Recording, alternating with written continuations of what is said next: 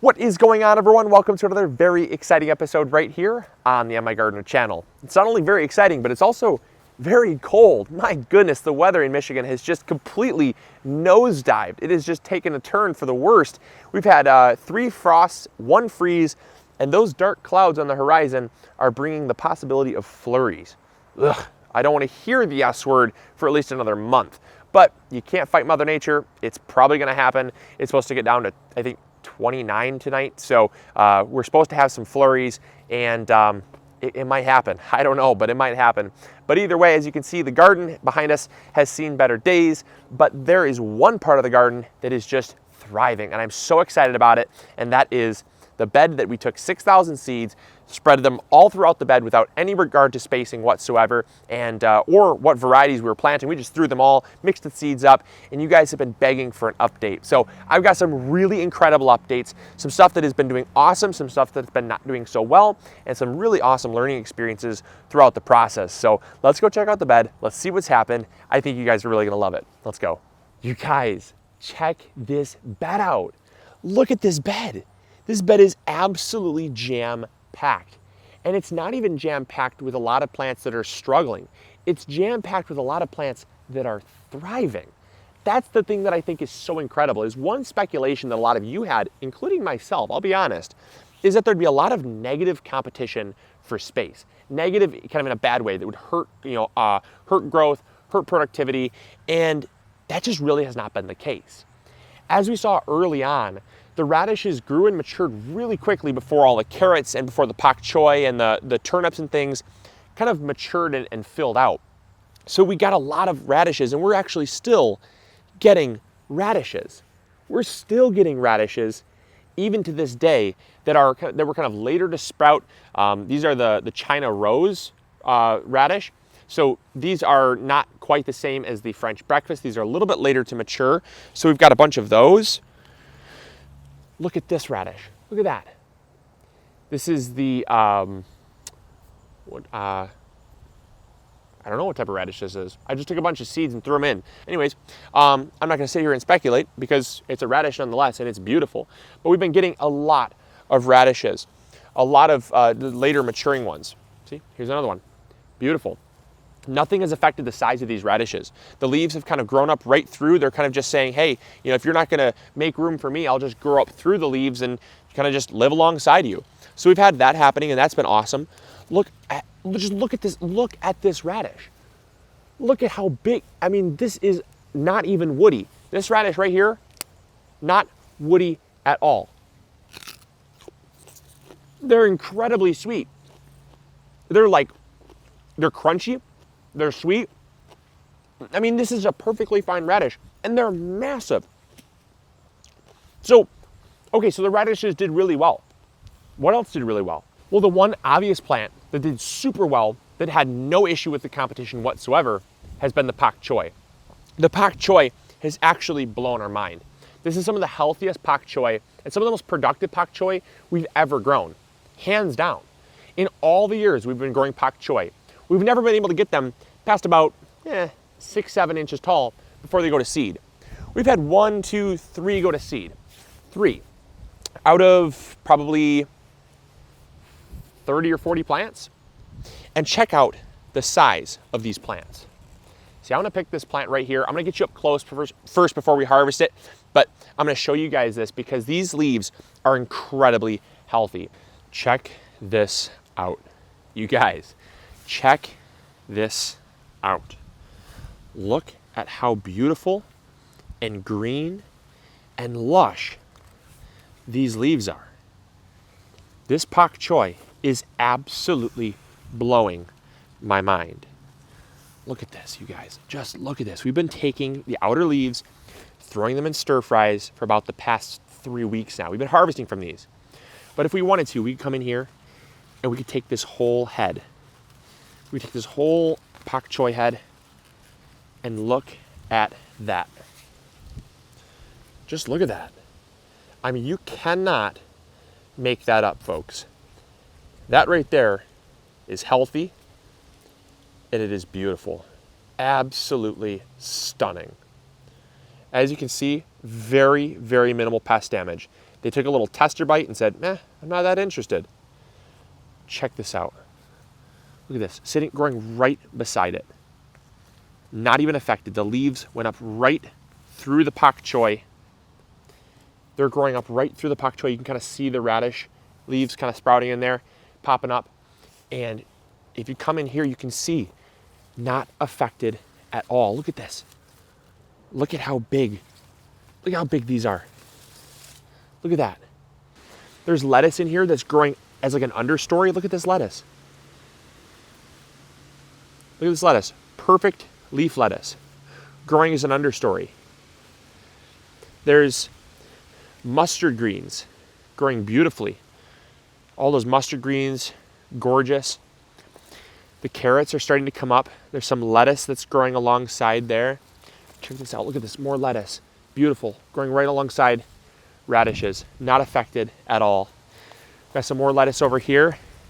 Getting a little bit more access to sunlight. It's growing up. There's some more radishes. Look at that. Look at that radish. Oh my gosh, you guys. Absolutely insane. Holy smokes. Here's a 7-top turnip. Beautiful. Here's a turnip. Beautiful. Absolutely beautiful. Nice little turnip there. Some tango leaf lettuce growing up beautifully right alongside some carrots, which might not have time to mature. The peas, look at the peas, not affected at all. Just growing up beautifully, not yet flowering, but growing up beautifully. Over here are mustards, did absolutely incredible. Our Tokyo Bacana mustard did great. Look at this, absolutely beautiful. And see here, this is what I'm talking about. See that? That right there is a cabbage looper. There's another cabbage looper right here. Might the cabbage loopers be attracted to the polyculture of the Tokyo Bacana mustard rather than the Pak Choy? Because I would rather grow Pak Choy than Tokyo Bacana mustard. The mustards, when they get this big, they get really spicy, really spicy. But they're still good sauteed up and thrown into soups and pho. We make some pho with this and shred it up. It's really delicious, but absolutely incredible. But I would much rather have the Pak Choy. So all in all, what was the big take home? What did we really learn from planting 6,000 seeds in a bed without any regard to spacing whatsoever? Well, I think we learned one valuable lesson, and that's that there is in fact a correlation between soil fertility and spacing. I think so often we think the spacing is really what results in less yield. But as you can see, there were radishes, full-sized radishes, growing right next to each other, just like this, without any competition whatsoever, and they were full size. So spacing doesn't necessarily have as much to do with reduced yield than we think. I think it has more to do with soil fertility and also the varieties that we planted. So we planted a lot of plants that their leaves were spindly. They grew up nice and tall so that they could kind of weave their way through the mesh of larger leaves with like the Pak Choy. And so when you have those two different leaf types growing in between each other, there's really not as much of an issue of crowding, and there's not as much of a competition for sunlight as I think we think there will be. So that's one huge takeaway. The next huge takeaway is that there are certain things that probably don't do as good. The lettuce did really well. There's lots of lettuce planted in here that's actually surviving, but I think the lettuce is a little bit lower to the ground and kind of got shaded out and required us to harvest some of these things to open up sunlight in order for the lettuce to compete. It didn't really compete on its own. I think it would have suffered. Also, the carrots. The carrots actually surprised me. There's lots of carrots in here, but they're not doing as well as I think they would have been had I planted them on their own. Their leaves are just a little too spindly, and sure you've got some plants that are growing up, and that probably would have produced a carrot had I left it in there long enough. But we're nearing the end of the season, and they're just not big enough to do anything so far. So you can always use carrot leaves. The carrot leaves are edible. You can use those as like soup flavorings and things like that. But at the end of the day, I would not consider that something that I would really mix into the bunch. What I would consider a very worthwhile companion planting would be rutabaga, Pak Choy, mustard, and radishes. I think if you took those 4 seeds, mixed them together, and sprinkled them on a bed with complete disregard to spacing, I think you'd be okay. The peas, they did really well, but they had poor germination rate, and that's because we had a really, really wet season. The fall all of a sudden just turned super wet. And peas, if they're in cool and damp soil, they tend to really not love that too much, and you have a lot of damping off and rot. That's why we really only have, I think, like 3 or 4 pea plants, even though we planted about 50 peas. So the germination rate wasn't so great, but of the ones that germinated, I think they would also do really well. If you picked a dwarf variety that didn't need a whole lot of support, I think you'd be awesome by planting those as well, because those not only fix nitrogen into the soil, but they also will give you peas as well. So this is a really wonderful example of just kind of some ideas that you guys can apply. And not everything will work like this. I mean, you can't do this, I don't think, very well with tomatoes. I mean, you'll get some tomatoes, but they definitely do better planted on their own. There certainly is some crowding issues that can take place, but with things like this, I really don't see a problem with it. I really do not see a problem with it whatsoever. Another thing that I thought was an interesting takeaway was that a lot of people thought that the size would be smaller. So one thing that I noticed is that the size really was not that small. We got, in fact, larger than I expected. And I think that has to do with a couple things. One thing that I think it has to do with is the fact that, again, I go back to soil fertility. If you take care of soil fertility, your plants are going to be larger because they're able to uptake as many nutrients as they need. One of the reasons why a lot of people think that there's competition, that competition results in smaller yields, is because their soil is not as fertile as it could be. I think if you looked at maximum soil fertility as being the issue there and the problem, I think that would probably solve some of those size issues. The other thing that I found to be really interesting, that I think also contributed to how large the plants were, is the reduction of pests. As we talked about, some of the plants were more pest prone than others. In fact, take this Pak Choy, for instance, that did not really fare as well as some of the others. You see so much more pest damage, so much more. But you see how it's smaller as well? I think one of the biggest contributing factors to a plant's size is stress.